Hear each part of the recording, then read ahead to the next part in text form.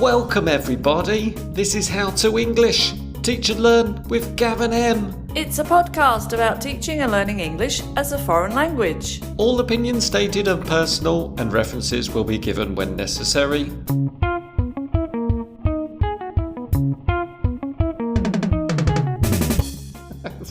Slightly odd intonation there, Gav. Yeah, sorry about that, I was trying to be a bit creative. Is that a lead-in to this episode? Well, kind of, Em. We are very fortunate to be introducing a technique which we haven't discussed yet on the show in detail. What would that be? We are going to talk about journaling. Journaling. You mean like keeping a journal? That is precisely what I mean. And what is a journal, Gav? According to eslactivity.org, who write all about this topic, journaling can take many forms. Journaling can be a way to explore feelings or to describe situations and daily events. It can be used to observe the world around you and make connections to your own life. In its simplest form, journaling is writing without any strict guidelines or rules. It's generally exploratory and not directive. With journaling, it doesn't call for a specific outcome or agenda.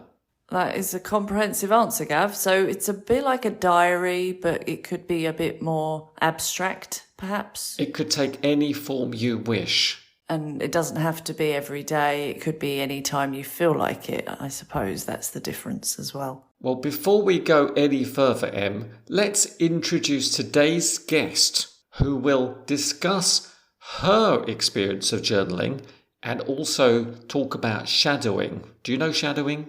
Shadowing? I'm not sure. Is it like copying? It's kind of mimicking in order to improve your pronunciation, rhythm of English, stresses, etc. Right, so shadowing and journaling is the topic for our guest. So let me introduce our guest today, Gav. It's Earl Grey, and I should mention Earl Grey is my favourite tea, so I love the name. Earl Grey, and you can find Earl on Instagram at Earl Grey in Seoul, all one word, and you'll be inspired by her learning and teaching journey. She shares videos on how to express yourself in English, motivation talks, language quizzes, idioms and confusing words. And what's more, you can book online English lessons with Earl to improve your English skills. And on her website, check out videos of her elegant and expressive dances accompanied with stories. They're absolutely delightful. Earl will be talking about her English learning journey. Hello, Gav and Em. Thanks for having me on your podcast. I'm truly honored. First and foremost, I'd like to introduce myself to your listeners. I'm YJ, Korean, living in South Korea. But most people call me Earl because I gave myself the name Earl when I started posting about my English journey on Instagram. I started learning English just for fun, but now I'm studying English to teach people. I've actually considered what story would be best for the listeners. Focusing on the benefits of learning English or tips for learning English in a fun way. And I decided to focus on the changes from my journey. Because if you're currently learning English, you might need some motivation rather than tips for your mental health. But my tips are not boring, so if you're interested in how I enjoy learning English yourself, come over to my Instagram page and check it out. Even so, I'm going to tell you two things that I enjoy the most in my English journey. One is shadowing, and the other is journaling. I couldn't have improved my speaking skills without shadowing. This might be controversial, but when it comes to practicing pronunciation, I need the phonetic symbols all the time. 'Cause I'm a visual learner. I need to see and read them. It gives me clarity and a clear vision. For this reason, I prepare a transcript for shadowing. As for journaling, it helps improve both writing and speaking skills. You can learn how to express your feelings and thoughts through writing. And if you read it aloud and record yourself, you can also improve your speaking skills. So I highly recommend shadowing journaling to language learners. I've studied English for 7 years. It's quite a long time, but thankfully I've never gotten tired of English so far. Maybe I'm the luckiest person who's meant to love English, because there was always something engaging about it at every stage. However, I've also experienced many frustrations in the process, like most language learners. And I'm still struggling with feeling ashamed when I make mistakes. In fact, until last year, I had just learned English on my own in quite a passive way. I don't mean that my way of studying was passive. I've always tried to study English in a creative way. Otherwise, I might have dropped out. I have a bad memory and usually get tired of something easily. But I felt that my life has changed for the better after speaking English. The more fluent I become, the closer I get to my true self. This might be a little deeper than you expected, but it's the best thing I've gained from English. Have you ever heard that learning another language is like awakening another character inside of you? I totally agree. I felt more comfortable and happier when speaking English. It feels liberating because I can be more honest about my feelings and thoughts. The Korean version of myself is quite boring. She doesn't enjoy joking and teasing friends, but is very polite and quite mature. But I don't think that's my true self, because there's a lot of pressure to be the Korean version of me. Looking back, I often struggled with fitting myself into that mold. Sometimes I think I was born in the wrong country. Just kidding, I love Korea. But I wasn't very social, so I usually didn't initiate conversations, which means I had little chance to share my thoughts and feelings with people. But since I started my English journey, I've needed to speak English as much as I can to improve my English skills. This has been like opening the gate to a new world further through me. I've met a lot of good people and learned how to accept things and people as they are, including myself, and how to love myself and enjoy my life. These changes have made me think positively and step into a whole new world. I was hiding in my own world because I thought I wasn't good enough at everything. It was like having a victim mindset, wasn't it? I've learned that there are always fluctuations in life through the language learning process. And nobody's perfect, but imperfection isn't a flaw at all. And more importantly, I've realized that positive mindset brings positive things. So that's my story. I've learned about life through my English journey. And that's why I can't get out of English. To my knowledge, we need to enjoy the learning process itself. Because learning another language is a long-term process. There will be a lot of frustrations waiting for you. If you're running only for the goal, you might be exhausted and give up. So you need to find out which way works the best for you and figure out how to enjoy the journey itself. Thanks for listening to my journey, and thanks again for having me on your podcast, Gav and Em. Have a nice day. Fantastic. Earl, it was a pleasure and an honour for us too. Thank you so much for your contribution.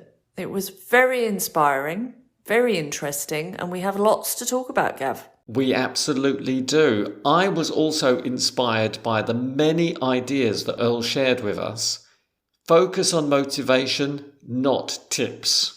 I think these days motivation is really key. Imagine after how many weeks, months, years of studying a language, how do you stay motivated, Em? It's not simply do this or do that. You have to have some real long-term goals and objectives to fulfill. Otherwise, you're just doing day by day, which is not so encouraging for our students. I really appreciate how honest Earl was with her experiences, telling us about her journey. And I find it fascinating that she has another persona when she speaks English. A lot of our students can probably identify with that idea, but how amazingly well expressed that was. So thank you very much, Earl, for that. It's really interesting having a second personality or another character. Maybe you feel more liberated through another language. That's really interesting. It is.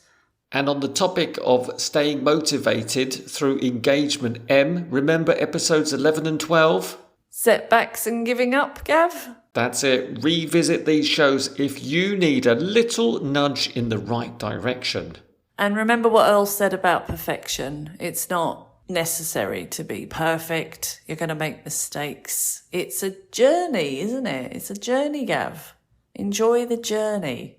And our students who have, and I'm using quotation marks, Em, bad memories, how do they retain knowledge if they just don't have the equipment that other students have? Equipment? The brains? Right, okay, equipment. Well, Earl also said she has a bad memory, so if she can do it, you heard how amazing her English is, then I think anybody can do it. You just got to find a method that works for you. That is very true. So find the way that works for you. Being creative for a language is key for many learners. Varying your inputs, reading, writing, listening and speaking in as many different contexts and through a variety of media will reduce learning fatigue. That is my tip. That's right, Gav. And find your learning style. As Earl mentioned, she's a visual learner. So as we said before, find out what works for you and what your learning style is. Yeah, she mentioned using phonetic symbols for pronunciation and making transcriptions. Great idea. It's really important to prepare well, especially if you're making videos to share with your followers. Yes, Gav, and finding a community through having an interest is really motivating. And to finally quote Earl, a positive mindset brings positive things. I like that a lot. That is inspiring. Thanks, Earl. Coming into the idea about journaling, I think we can maybe come back to shadowing another time, but I think today we're going to focus on the journaling. I love that journaling kind of sounds a bit like journey, because I think that is a great topic to journal about. And it could be a journey about travel, a literal journey. It could be a journey for English learning. It could be a journey about recovery. Who knows? It's your journey, but it is a nice thing to write about. It's reflecting on your transition from one place to another, and hopefully you will see growth in not only yourself, but also your ability to express yourself in English using a language. Absolutely. Em, that is a really good suggestion of a topic for journaling, and we also looked at some of the benefits. There must be more benefits that we can get from journaling, surely. Journaling can help reveal areas of vocabulary that are weak or missing in a student's mental database. Explain that, please. That was very technical, Em. If you're writing about a holiday or a TV program and you write the sentence and you find you can't finish it because you haven't got the words you need, then you're going to look those words up. You're going to learn a new word. You're going to expand your vocabulary. Em, so do you mean you're going to set a topic for your students to write about, maybe on the topic of climate crisis, and the student has to write 200 words for you by next week? No, Gav, I don't think that really is journaling as Earl Grey described. I think journaling is much freer, more flexible. Your students, if you decide to encourage them, would choose their topic, would go anywhere they wanted with it. It could be any length, any style. I think there are no real guidelines, and you definitely wouldn't set it with a deadline, I don't think. Well, maybe you could give them a week to come back with something that they've journaled, and if they want to share it, they may not want to, but then it would be more of a sharing of ideas and different journals. That's my idea of what journaling is anyway. I think that sounds much more freer than maybe the kind of written tasks that teachers usually set their students. We will come back to just how the teacher will deal with corrections for journaling a bit later.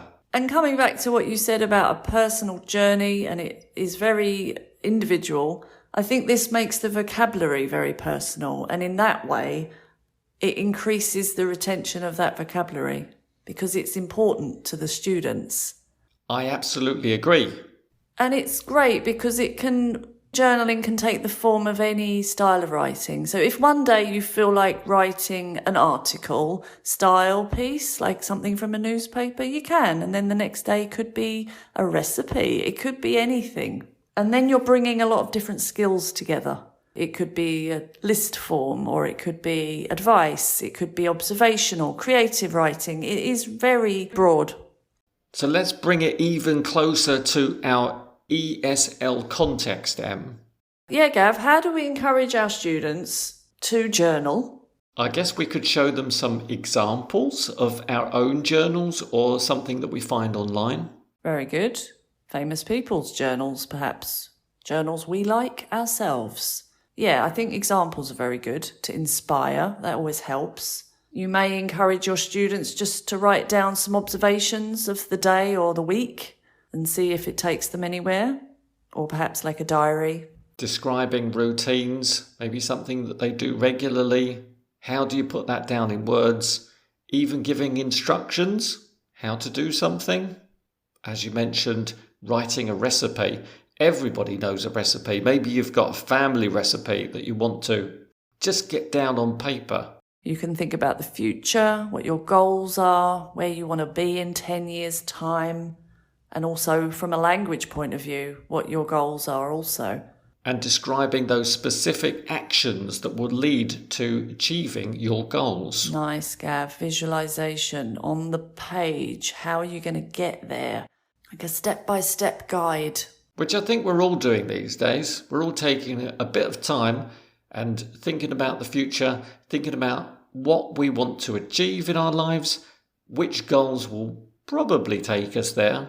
And again, just writing it down is going to really help you focus on them. Because a lot of the time you're just having these thoughts, they come in and they go out and you're not really able to remember them. So if you journal it, I think it's a great way of recording it, and you can look back and reflect on it a bit more. And possibly update those notes and think, all right, that didn't work, or maybe I could change this plan. That's right. And make sure as a teacher you encourage true free writing. True free writing? Where the students write about their first thoughts, the fresh ideas that come to their mind. They don't get bogged down with the language or the form. They are just writing directly from their mind to the page in a free way. They shouldn't worry about making mistakes. Absolutely not. But they can go back over the page, back over their writing, and just correct any errors they find. Yeah, I think that's a good idea. And possibly ask the teacher later if they have any suggestions. Yeah. And also on the eslactivity.org website, you can find a great list of ideas for journaling. Let's have a look at some of those suggestions. Let me begin. Try writing about something you do well. What do you do well? Packing. I'm really good at packing. Actually, now I'm starting to think about packing. I could write you a great list of tips, Gav. Packing a suitcase, Yeah, do you mean? Yeah, holiday packing. I've got so much to say about it. Have you? Just give us some of the highlights that you might expand in your writing task. Think ahead about what you're going to be doing, where you're going to be going. Look at what you've put out to take. Is it going to work for those events, those activities? If you can't see an outfit that works for that event, get rid of it. You don't need it. Mix and match. A scarf could be a wrap. It could be a hair towel. It could be so many things. It could be a skirt. So use things more than once. Multi-purpose accessories and clothing. I like that. Variety of styles. So elegant, evening, some maybe casual stuff, but just get a variety of things. I'm going to stop there, Gav, because I could just keep going. It was absolutely fascinating. When you said packing, and I started thinking about packing a suitcase, I was thinking folding, maybe rolling, kind of slipping things into the corners just to make sure you get everything there. But you were way more thoughtful than I ever could be. What you've said is also really relevant. Just empty space, fill those empty spaces. Rolling, folding, it's a debate that goes on. It will go on for eternity. So I could probably write 10,000 words just on that topic easily. I can believe it.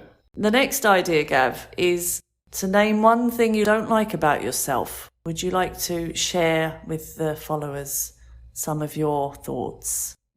I think one thing I don't like about myself would be I'm a bit messy sometimes and I don't tidy up as well as I should. What could you journal about that then?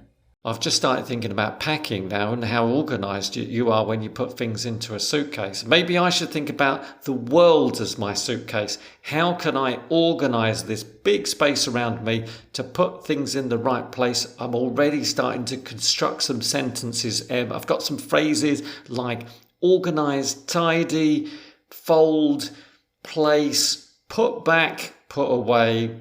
So maybe you could start that sentence with, I need to, I should do more, blah, blah, blah. Why don't I? You could argue either way. I think that would be interesting. What are the benefits of being messy? Sometimes it's good. It is good sometimes because I might forget that I've got my favourite baseball cap in the cupboard, and if I don't take it out of the cupboard and leave it on the side, I might forget to wear it. Yeah, I can accept that as an argument. I don't agree, but yeah, why not? It could be an interesting piece to argue both sides. Another topic might be, what's a happy memory that you have from your childhood? Oh, that's a really good one. And already I could write loads about it. Just Christmas morning, waiting for my mum and dad to wake up with my sister, and all the things we would be hoping for and excited, and all these, adjectives come to mind. Apprehension, excitement. It's just this amazing memory. So I would love to write that down and maybe even give it to my sister. That would be nice. That's adorable. You could put that into a Christmas card and it could be a little gift. Yeah, that's a really good one. Okay, Gav, tell me about something that makes you angry. I get quite angry when I accidentally delete the podcast. Oh dear. The entire episode's just gone and I say, Em, remember we talked about that topic? Do you want to talk about it again? Oh, it has happened. So that would be a really good challenge for you to describe all the processes that you go through and the way that you edit and where the documents are and how you transfer. I don't even know if these are the right words, but all these technical things that you do, you know you do them, but can you actually write about them? Do you know the words for everything?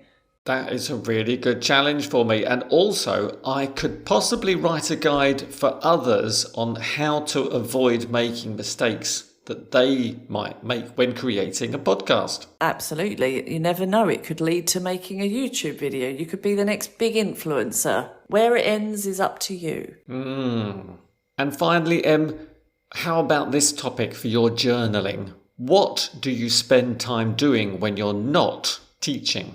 Lots of things. Again, a full page of notes already comes to mind. Walking, exercising, reading, watching TV. I could tell you all about the last episode of a series I'm watching. I could tell you about the plot of the book I'm reading. I could tell you how my exercise is going. I could tell you what I made for dinner. I could just write and write and write. These all sound like really interesting topics. And Em, I would love to read some of your writing sometime. Yeah. Maybe you could post them online. Create your own little website with some of your ideas, as I know Earl Grey has done. So journaling could also become blogging. Very good. You could create your own WordPress site and upload all of your writing there. And I'm sure people would enjoy reading everything you've got to share. And these are just a few ideas, so I'm sure all the followers are inspired now and are coming up with their own ideas for journaling as well. But we haven't talked about correction. What should we do as teachers? Should we have a look at the students' writing and say, it's a nice piece of journaling, but there are a few spelling mistakes here, there's a few grammatical errors, your sentence structure is a bit off? Yeah, I think so. I think if you do make it part of your course, then the students need to understand that it is a text that needs to be looked at. Of course, if it's a private thing, then no, it's not your business as a teacher to be reading it. But if you make it clear to the students at the beginning, if you like this idea and you want correction, I think it would be helpful. So check with the students first. What do they expect when they show their journaling to you?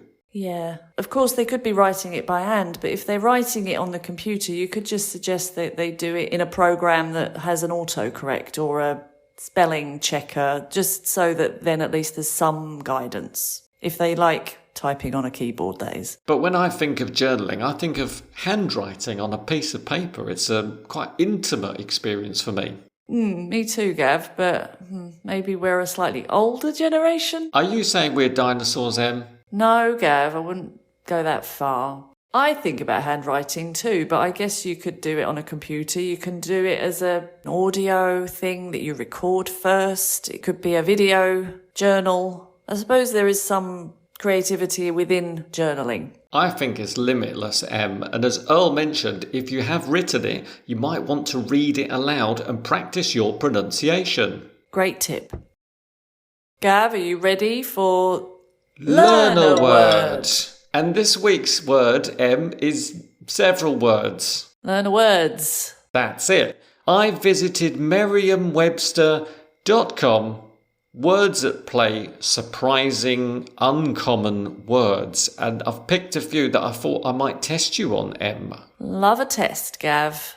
Every time, love a test. Go for it. I'm going to tell you the word and you're going to tell me what it means. Okay. The first word is biblioclept. Oh my goodness. Well, biblio is something to do with books, like bibliothèque is a library. So what was it? Clept. Somebody who steals books? Absolutely correct. Oh wow, I was thinking kleptomania. So put them together, steals books. You got it. And that is not a common word. To be honest, I've never heard it before. I'm not sure it's even an everyday word, but it is a nice word, putting together those two known words. That is a very niche theft preference. Yes, but I can imagine people want to steal books because books are amazing. No, Gav, stealing's wrong. Our next word, Em, is meldrop. I've heard this somewhere. Meldrop. Should I guess? Just guess. Meldrop. Is it something to do with sound? It's not. It's a drop of mucus at the nose. Oh dear. Okay, yeah. It could be caused by coldness or something else. You mean it's a drip on the end of your nose, or you mean it's at the back of your throat, like nasal drip? It's a drop of mucus at the nose. Oh, okay. So you'd need a tissue if you've got a meldrop? A meldrop? Singular? To have meldrop sounds weird. I guess it's countable, but again, I've never heard that word, but it's a beautiful word. It is. What's an octothorpe? Octothorpe. Octothorpe. I suppose it's something to do with 8, because oct is 8, but thorpe, I've never heard thorpe as an ending. Is it another word for something with 8 legs? It isn't, but it is an 8 kind of sided or pointed symbol on your keyboard. Have a quick look. See if you can see any pointy bits. Is it the little star thing? No, it's not. It's another word for hashtag or hash sign. Oh, because it's got 8 ends to it, made of 4 lines. Okay. Wow, octothorpe. It doesn't exactly roll off the tongue. I can see why it was dropped for hashtag or hash sign. Yeah, Octothorpe How to English Pod. Octothorpe Cool English Podcast. Yeah, I think hashtag's easier. I've just looked and it's also another way to write a pound sign, which I didn't know. Yeah, it's the same symbol. I'm going to give you another word. Nauseant. Nauseant. Nauseant. Something to do with nautical? Something of the sea? It's not, but keep thinking. Vomit. Something to do with vomit. Nauseous. Oh. Nauseant. Yes, it's an agent that induces nausea. Oh, okay. What might that be for you, Em? Blue cheese would be a nauseant for me. So you look at it and you're like, don't think I can look at that thing because it's making me feel sick. That's right. Give me more, Gav. I'm enjoying this. Agilast. Agilast. Agilast. I have absolutely no idea. You're not laughing at this word. It's a description of a person who's clearly not finding the situation funny. So you would say that person is an agilast? A person who never laughs. Interesting. I'm definitely not an agilast. I love laughing. Laughing's fun. Octothorpe, laughing is fun. I like that. You should journal on that one. But we don't want to finish on a negative, so if we change this word into gelastic, we are arousing or provoking laughter. Gelastic. I like that word. That's lovely. That's like a combination of jelly and elastic. Gelastic. So the film was so gelastic, I could barely catch my breath between laughing. I was rolling in the aisles. That's a much better way to end, Gav, with something positive. I am going to chuckle away the rest of the day. And if you also had a chuckle at Gav and Em show, don't forget to visit our coffee page. Links in the show notes to show your thanks and gratitude for the show. Thank you and wish you adieu. My French isn't great, but I think that means bye. Bye.